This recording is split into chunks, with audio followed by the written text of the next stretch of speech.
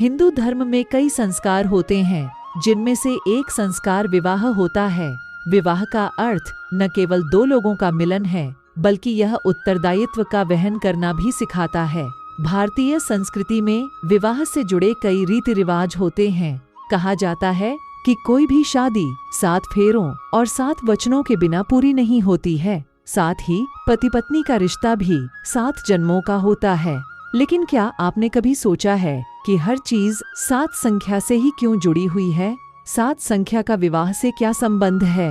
क्यों इसके बगैर शादियां संपन्न नहीं होती हैं? आज हम आपको इन्हीं सभी सवालों का जवाब देंगे। 7 संख्या का महत्व। हिंदू धर्म में 7 संख्या को बेहद शुभ और विशिष्ट माना जाता है। 7 जन्म का मानव से खास संबंध है। यही कारण है कि इस संख्या का महत्व अधिक है। शादी में भी 7 फेरे ली जाते हैं और 7 वचन दिए जाते हैं। लेकिन क्या आपने सोचा है केवल 7 संख्या ही क्यों? बता दें कि धरती पर सारी महत्वपूर्ण चीजों की संख्या 7 ही है। जैसे इंद्रधनुष के 7 रंग, 7 सुर, 7 समुंदर और 7 दिन आधा। 7 वचन का महत्व। शादी हर किसी के जीवन का महत्वपूर्ण पड़ाव होता है।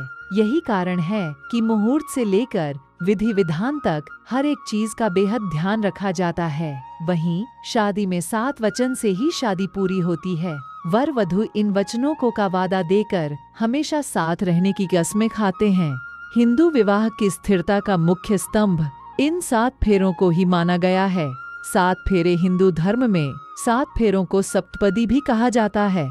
पहला फेरा भोजन व्यवस्था से संबंधित होता है, जबकि शक्ति, आहार और संयम के लिए दूसरा फेरा लिया जाता है। वहीं तीसरा फेरा धन प्रबंधन के लिए होता है। चौथा फेरा आत्मिक सुख की प्राप्ति के लिए लिया जाता है। पशुधन संपदा के लिए 5वां फेरा लिया जाता है। वहीं छठे फेरे में वधू हर आतु में सही रहन सहन का वचन देते हैं। 7वें फेरे में वधु अपने पति का अनुसरण करते हुए ताउम्र चलने का वचन देती है। आपने कभी इस बात पर ध्यान दिया है कि शादी के दौरान पत्नी पति के बाईं ओर ही क्यों बैठती है? लेकिन आपने सोचा है ऐसा क्यों किया जाता है?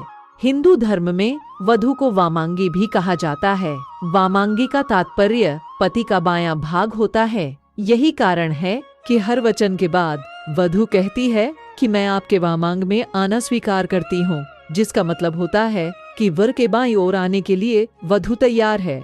यानी शादी के बाद वधु वर का बायां भाग बनेगी।